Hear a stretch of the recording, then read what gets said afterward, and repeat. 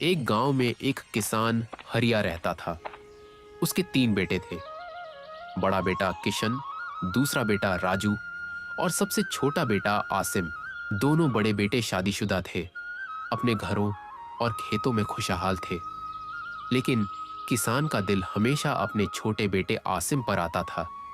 मगर आसिम न काम करता था, न जिम्मेदारी उठाता। गांव वाले उसे निकम्मा और नालायक कहने लगे। इस बार भगवान ने हम पर रहम किया है। फसल बहुत अच्छी हुई है। मुझे पूरा भरोसा है कि फसल बेचकर हमारा उधार भी खत्म हो जाएगा और अच्छी रकम हमें भी बच जाएगी। हाँ, हमारे तीनों बेटों ने बहुत मेहनत की है। अब मुझे लगता है कि आसिम भी मेहनती हो गया है। किशन, राजू और आसिम तीनों ने इस दफा मेरा बहुत साथ दिया है। उन्हीं की बदौलत तो फसल अच्छी हो पाई है। लक्ष्मी और हरिया आपस में बातें कर रहे थे। तभी छोटा बेटा आसिम वहां आ गया। पिताजी, जमींदार साहब घर आए थे और बोल रहे थे कि अपने पिता से कहो, बहुत समय हो गया है उधार लिए। अब फसल बेचकर सबसे पहले मुझे मेरे पैसे वापस कर दो। हाँ बेटा, मैं और तुम्हारी माँ भी यही बात कर रहे थे कि जमींदार साहब के पैसे दे दो। बहुत समय हो गया है। सुबह ये फसल बेचने के लिए जाना है। इस दफा तुमने भी बहुत मेहनत की है। मुझे लगता है अब तुम भी अपनी जिम्मेदारी समझना शुरू हो गए हो। इसलिए मैं और तुम सुबह फसल बेचने के लिए जाएंगे। जाओ, तुम अपने भाइयों को बुला कर लाओ ताकि आज सारी कपास की फसल को काट ले। आसिम अपने दोनों भाइयों को बुलाकर लाता है और सब मिलकर फसल काटकर बोरों में डाल लेते हैं। पिताजी, माँ ने बताया कि आप आसिम को अपने साथ फसल बेचने के लिए ले जा रहे हैं। अगर आप कहें तो मैं आपके साथ आ जाता हूँ। नहीं किशन, मैं आसिम को लेकर जा रहा हूं ताकि वह भी देख सके कि दुनियादारी के मामले कैसे होते हैं। आसिम और हरिया दोनों ने बोरियों को बैलगाड़ी पर लादा और उन्हें लेकर मंडी की तरफ चल पड़े। सफर बहुत लंबा था। बाप बेटा बातें करते हुए मंडी पहुंचे, मगर जब वे पहुंचे तो मंडी बंद थी और वहां और भी व्यापारी मौजूद थे। हरिया ने वहां ऊपर मौजूद एक आदमी से पूछा, क्या हुआ? ये सब व्यापारी बाहर क्यों खड़े हैं और मंडी क्यों बंद है? यहाँ आज हड़ताल है और सारे व्यापारी इसलिए यहाँ रुक गए हैं क्योंकि सब दूर दूर से आए हैं। कल मंडी खुल जाएगी, इसलिए ये सब आज की रात यहीं रुकेंगे। इतना ज्यादा सफर बार बार नहीं कर सकते। आसिम और हरिया भी वहां रात बिताने का सोचते हैं। कुछ देर बाद आसिम हरिया से कहता है, पिताजी, आप घर चले जाइए और आराम करें। मैं यहाँ हूँ। आप सुबह वापस आ जाइएगा। मैं फसल की अच्छी तरह देखभाल कर लूँगा। आप बिल्कुल भी फिक्र न करें। आसिम की बात मानकर हरिया घर वापस चला जाता है। लक्ष्मी, राजू और किशन को भी मंडी बंद होने की बात बताता है। ऐसे ही रात हो जाती है। कितना समय हो गया मुझे यहाँ बैठे, क्यों ना थोड़ी देर लेट जाऊं। थोड़ी देर आराम करने के बाद फिर से उठ जाऊंगा। आसिम ये सोचकर वहां एक झोपड़ी में जाकर लेट गया। शायद ये किस्मत का कोई खेल था। जैसे ही आसिम सोया, अचानक आसमान पर काले बादल छा गए और तेज तूफानी बारिश शुरू हो गई। लक्ष्मी, देखो बाहर कितनी तेज बारिश शुरू हो गई है। आसिम को अकेले छोड़कर नहीं आना चाहिए था, कहीं फसल खराब ना हो जाए। मैं अभी मंडी की तरफ जाने लगा हूँ। मुझे बहुत टेंशन हो रही है। आप अकेले ना जाएं। किशन या राजू में से किसी को साथ ले जाएं। मैं अभी बुला लेती हूँ। हरिया अपने साथ किशन को लेकर जल्दी जल्दी मंडी की तरफ चल दिया। उधर आसिम नींद में खोया हुआ था और कपास की फसल बारिश की वजह से पूरी खराब हो गई। जैसे ही हरिया वहां पहुंचा, यह नजारा देखकर उसकी आंखों में आंसू आ गए। सारी कपास खराब हो चुकी थी और जमीन पर इधर उधर बिखरी हुई थी। हरिया गुस्से और दुखी दिल के साथ आसिम के पास गया। मैंने पहली बार तुम पर भरोसा किया और तुमने मुझे इसका यह नतीजा दिया। तुम्हारी वजह से हम सब की मेहनत पानी में चली गई। तुम्हें शर्म आनी चाहिए। एक जिम्मेदारी तुम्हें दी गई थी और तुम यहां सो गए। मैंने समझा कि तुम अब अपनी जिम्मेदारी समझते हो, इसलिए मैंने तुम पर भरोसा कर लिया। लेकिन मैं गलत था। गांव वाले सच कहते हैं, तुम कामचोर और आलसी हो। पिताजी, मेरा तो पहले ही दिल नहीं मान रहा था कि आप इसे साथ लेकर आए। देख लें, आपके सामने है। हमारी सारी मेहनत पानी में डूब चुकी है और इसकी वजह यह आसिम है। अब हम क्या करेंगे? हरिया की सारी फसल रात को बारिश में बह गई। इसके बेटे आसिम की वजह से जब पता है कि वह कामचोर है तो उसे जिम्मेदारी देना ही गलत था। अपनी गलती की वजह से नुकसान हरिया को हुआ। जब जमींदार को यह बात पता चली तो वह अपने साथ 2 आदमी लेकर हरिया के पास आ गया। हाँ हरिया, वो पैसे याद हैं जो तुमने मुझसे उधार लिए थे? अब समय आ गया है, मेरा कर्ज वापस करो। जमींदार साहब, फसल तो बारिश ने बर्बाद कर दी। अभी मेरे पास कुछ नहीं है, थोड़ी मोहलत दे दो। नहीं हरिया, मैंने तुम्हें पहले ही कहा था। अब मुझे बहाने नहीं चाहिए। कल तक पैसे दो, वरना अंजाम अच्छा नहीं होगा। यह बात सुनकर बड़े बेटे किशन और राजू अपने अपने घरों में बैठ गए। दोनों ने सोचा कि कहीं कर्ज की तलवार उन पर न चल पड़े। किशन, मेरी बात मानो, हम अलग हो जाते हैं। अब्बा का कर्ज हम पर न पड़े। और फिर हमारे पास है ही क्या? हमारा तो खुद का गुजारा भी बहुत मुश्किल से होता है। हाँ, बेहतर यही है कि हम दूर रहें, वरना हम बर्बाद हो जाएंगे। यूं दोनों बेटों ने अपने बाप को हालात के रहम व करम पर छोड़ दिया। अब जमींदार भी वहां से जा चुका था।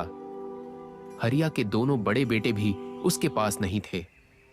हरिया अंदर से बहुत ज्यादा टूट चुका था। उसके पास तो कुछ नहीं था। वह आखिर जमींदार का कर्ज कैसे चुका सकता था? वह आंखों में आंसू लिए दिल में सोचने लगा, ए भगवान, मेरे ही बेटे मुझे छोड़ गए। अब जीने का क्या फायदा? मैंने कभी सोचा भी नहीं था मुझे ये दिन भी देखना पड़ेगा। ये सोचकर हरिया खुदकुशी के इरादे से खेत की तरफ चला गया। वहां जाकर उसने एक पेड़ पर रस्सी बांधी और खुद को लटकाने ही वाला था कि अचानक उसके बेटे ने उसे देख लिया। साथ ही गांव का एक आदमी भी वहां पहुंच गया। दोनों ने फौरन दौड़कर हरिया को खुदकुशी करने से रोक लिया। बेटा, मैं बहुत थक गया हूं।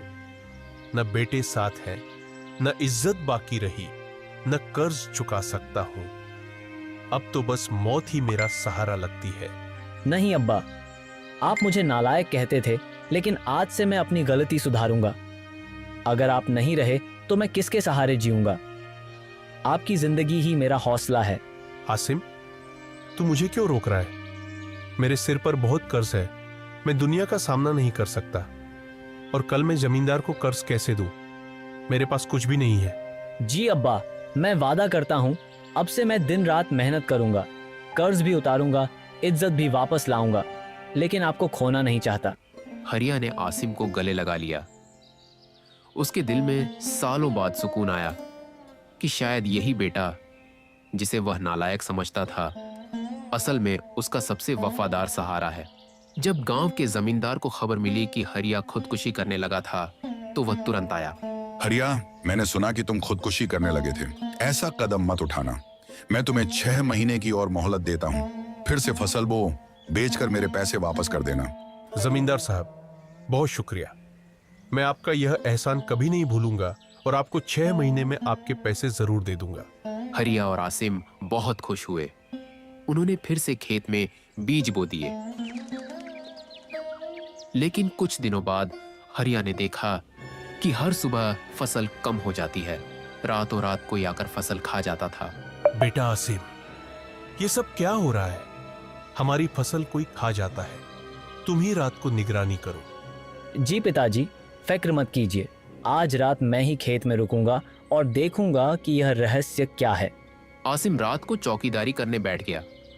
खाली बैठे बैठे और तो कोई काम नहीं था, इसीलिए वह आसमान पर तारों को गिनने लगा।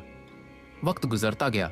आखिरकार आधी रात को उसे एक घोड़े के चलने की आवाज सुनाई दी। अब जब वह देखता है तो सामने खूबसूरत सफेद रंग की घोड़ी चौकड़ियां भरती चली आती नजर आती है। आसिम पेड़ की छांव में छिपकर घोड़ी को देखता रहा। अच्छा, तो यही है वो जिसकी वजह से हमारी फसल रोजाना कम होती जा रही है। आज तो मैं इसे पकड़ लूंगा। जब घोड़ी घास खाने में मशगूल हुई तो वह लपक कर उस पर सवार होने लगा। घोड़ी ने आसिम को देखा तो वह भागने लगी, मगर आसिम ने जोर से छलांग लगाई और घोड़ी की पीठ पर सवार हो गया। फिर मजबूती से उसकी रास पकड़ ली। घोड़ी ने बड़ी उछल कूद की ताकि आसिम को गिरा दे, मगर आसिम भी अपनी धुन का पक्का था। आखिरकार घोड़ी थक गई और आसिम से कहने लगी, मुझे छोड़ दो। अगर तुम मुझे छोड़ दो और 3 दिन तक किसी सुरक्षित स्थान पर रहने दो और खाने पीने का इंतजाम करो, फिर उसके बाद अगर तुम मुझे आज़ाद कर दो तो मैं तुम्हें एक दुर्लभ तोहफा दूंगी। आसिम यह सुनकर बहुत खुश हुआ, क्योंकि अब तक किसी ने उसे कोई तोहफा नहीं दिया था। इसलिए आसिम ने घोड़ी को एक सुनसान जगह पर आराम से पहुंचा दिया और रोज उसे दाना पानी देने लगा। जब आसिम वहां पहुंचा तो क्या देखता है कि घोड़ी ने 3 बच्चे दे दिए हैं। ये तीनों बच्चे बहुत खूबसूरत थे। 2 तो जरा बड़े थे, लेकिन तीसरा बच्चा इतना नन्हा मुन्ना था कि वह बिल्कुल ही खिलौने जैसा लग रहा था। आसिम उस छोटे बच्चे को देखकर बहुत खुश हुआ। घोड़ी ने आसिम से कहा, बड़े बच्चों को तुम राजा के हाथों बेच देना, मगर इस नन्हे मुन्ने घोड़े को न किसी को देना और न बेचना। ये सारी उम्र तुम्हारी सेवा करता रहेगा और तुम्हारा सबसे अच्छा दोस्त साबित होगा। आसिम नन्हे मुन्ने घोड़े को गोद में लेकर बैठा था और घोड़ी की बातें सुन रहा था। अब जब उसने नजर उठाकर घोड़ी का धन्यवाद करना चाहा, तो देखा कि घोड़ी गायब हो चुकी है। आसिम हैरान बैठा रह गया। उसके बाद से आसिम उन तीनों घोड़ों को खिलाता पिलाता और उनकी परवरिश करता रहा। इस तरह कई हफ्ते गुजर गए। इस दौरान घोड़े बहुत तेजी से बड़े हो गए, मगर नन्हा मुन्ना घोड़ा ज्यादा बड़ा नहीं हुआ। इत्तेफाक से एक दिन जब आसिम सो गया तो राजू उस जगह पहुंच गया जहां ये घोड़े थे। उसने घोड़े देखे तो उसके दिल में लालच आ गया। अरे वाह, कितने खूबसूरत घोड़े हैं। मैं अभी किशन को बुलाकर लाता हूँ और ये घोड़े जल्दी से साथ ले जाते हैं। इन्हें बेचकर अच्छे खासे पैसे मिल सकते हैं। वह तुरंत किशन को बुला लाया। कल शहर में मेला लगने वाला है। राजा के अस्तबल के लिए भी लोग घोड़े खरीदने आएंगे। चलो इन घोड़ों को कल वहीं बेच डालें। बिल्कुल सही कह रहे हो। चलो जल्दी जल्दी इन घोड़ों को यहाँ से ले चलते हैं। नहीं, अभी सही समय नहीं है इन घोड़ों को अपने साथ ले जाने का। हम लोग कल सुबह जल्दी आकर इन घोड़ों को ले जाएंगे। चुनांचे दूसरे दिन सुबह ये दोनों चुपके से गए और दोनों बड़े घोड़ों को लेकर रवाना हो गए। सिर्फ वह नन्हा मुन्ना घोड़ा बाकी रह गया। कुछ देर बाद जब आसिम वहां पहुंचा तो घोड़े न देखकर बहुत परेशान हुआ। इतने में नन्हा मुन्ना घोड़ा आसिम के पास आया और बोला, तुम्हारे भाई इन घोड़ों को ले गए हैं ताकि वे इन्हें बेच डालें। नन्हे घोड़े को बातें करता देखकर आसिम बहुत हैरान हुआ और कहने लगा, अच्छा, तो तुम्हें बातें करना भी आता है, लेकिन पहले कभी कोई बात नहीं की तुमने। अब तक मुझे कोई बात करने की जरूरत ही नहीं पड़ी थी। खैर, अब बस इंतजार नहीं करना चाहिए। तुम जल्दी से मेरी पीठ पर बैठ जाओ ताकि हम तुम्हारे भाइयों से वह घोड़े ले सकें। आसिम तुरंत उस घोड़े पर सवार हो गया और घोड़ा हवा से बातें करने लगा। अभी थोड़ी ही देर हुई थी कि उसे सामने से अपने दोनों भाई दिखाई देने लगे। आसिम ने झपटकर उन्हें पकड़ लिया। आसिम को देखकर दोनों भाई बातें बनाने लगे। हम लोग तो इन घोड़ों पर सवार होकर सिर्फ मेला देखने जा रहे थे, हमें गलत मत समझना। हाँ, बहुत अच्छा। चलो मैं भी मेले में चलता हूँ। शहर में बड़ी शान से मेला लगा हुआ था।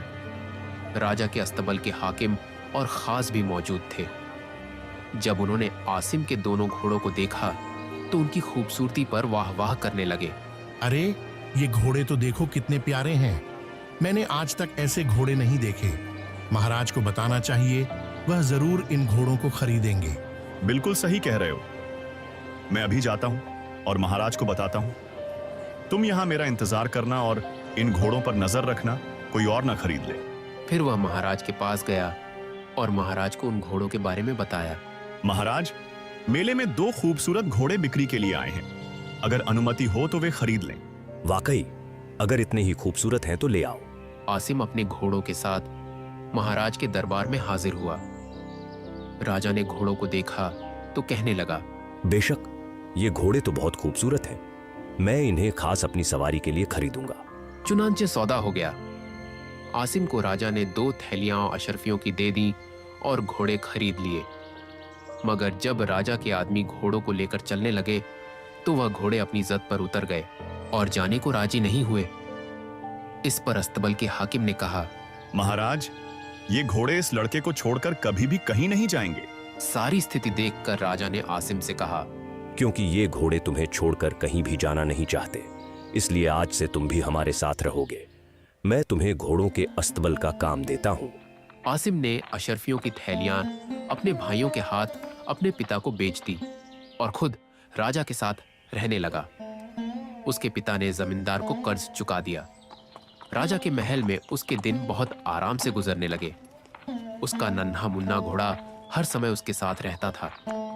लेकिन अस्तबल के हाकिम को खास आसिम से जलन होने लगी, इसलिए उसने आसिम के खिलाफ राजा के कान भरने शुरू कर दिए।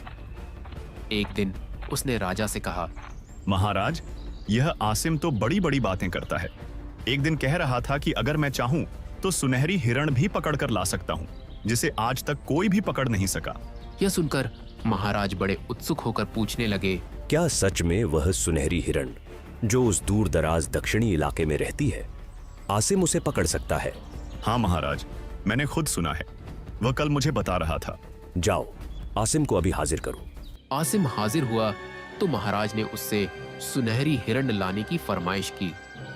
आसिम हैरान होकर बोला, सुनहरी हिरण? यह आप क्या कह रहे हैं महाराज? भला मैं इसे कैसे ला सकता हूँ? आज तक कोई भी इसे पकड़ नहीं सका।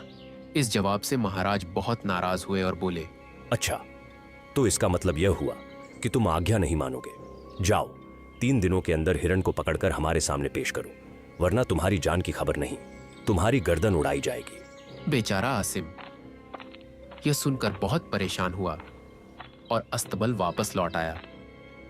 नन्हे मुन्ने घोड़े ने आसिम को जो परेशान देखा तो पूछने लगा, मेरे दोस्त, क्या बात है? तुम क्यों परेशान हो? आसिम ने पूरा मामला सुनाया। इस पर घोड़ा बोला, घबराओ मत। महाराज से कहो कि वह तुम्हें एक सोने की बाल्टी और सोने के दाने दे दे और एक रेशमी रस्सी भी दे।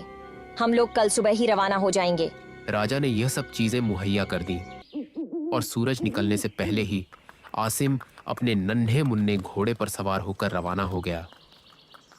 सूरज अभी अच्छे से आकाश पर उभरा भी नहीं था कि आसिम आधी दुनिया का सफर तय कर चुका था। घोड़े ने कहा, देखो, यही वह दक्षिणी क्षेत्र है जहाँ वह सुनहरी हिरण रहती है। सुनहरे दानों को पेड़ के नीचे डाल दो और खुद एक पेड़ के पीछे छिपकर खड़े हो जाओ।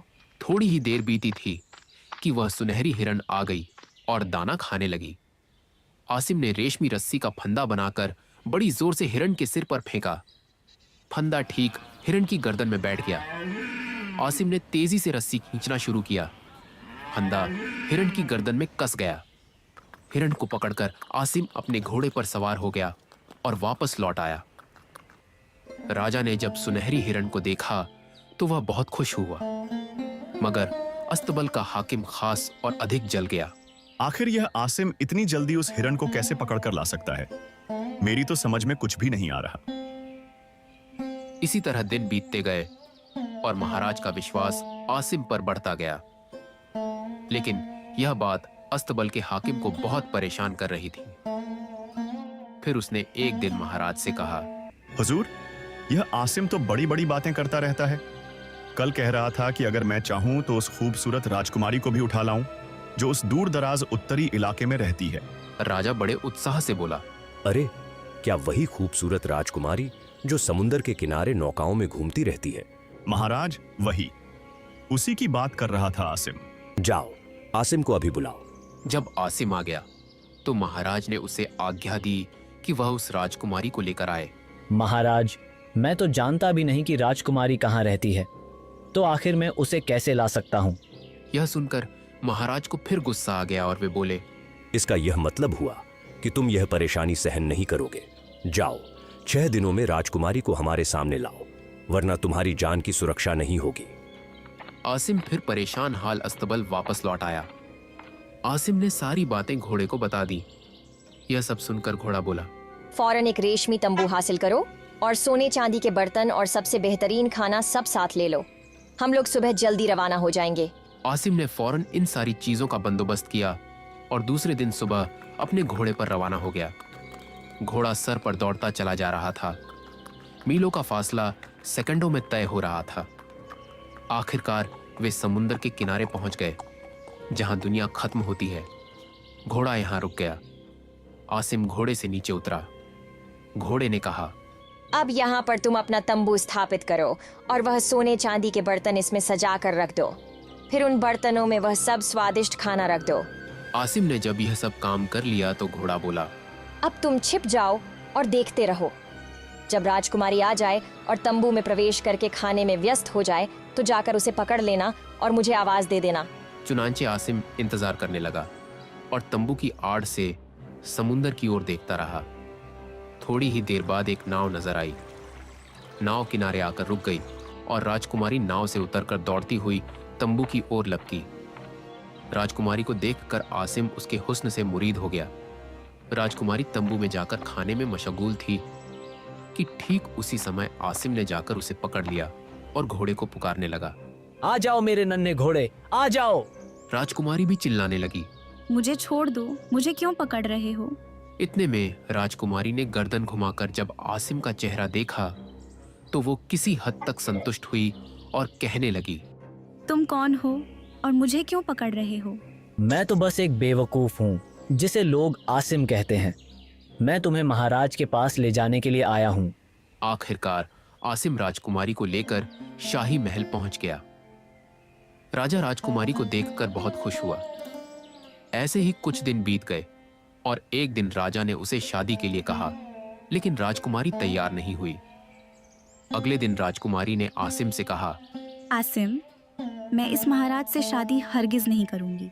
आसिम ने उसे सांत्वना देते हुए कहा, घबराओ मत राजकुमारी, मैं अभी अपने नन्हे मुन्ने घोड़े से पूछता हूँ, वह जरूर कोई ना कोई उपाय निकाल लेगा। राजकुमारी और आसिम घोड़े के पास पहुंचे और सारी बातें घोड़े को सुनाई। घोड़ा बहुत गंभीरता से सारी बातें सुनता रहा और फिर बोला, इस बार तुमने बहुत कठिन समस्या मेरे सामने रख दी है। मैं तुम्हें जो सलाह देता हूँ उसे ध्यान से सुनो और उस पर अमल करो। इसके बाद घोड़े ने छुपके से इन दोनों को कुछ कहा। अगले दिन राजकुमारी राजा के सामने हाजिर हुई और बोली, आपने कहा था कि आपका दिल जवान है, इसलिए अगर आप भी जवान हो जाएं, जितना कि आपका दिल है, तो फिर मैं आपसे शादी कर लूंगी। यह सुनकर राजा कहने लगा, भला इंसान दोबारा जवान कैसे हो सकता है? हुजूर, एक तरीका है।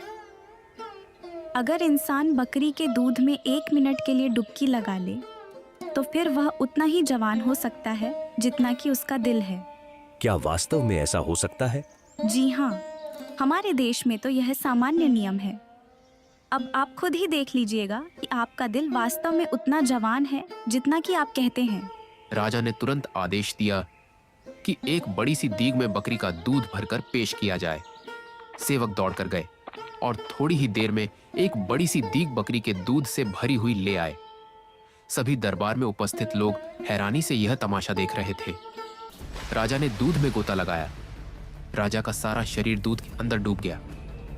सभी लोग 1 मिनट के अंतराल का इंतजार कर रहे थे, लेकिन 1 मिनट 1 घंटे जैसा लगने लगा। आखिर समय पूरा हुआ।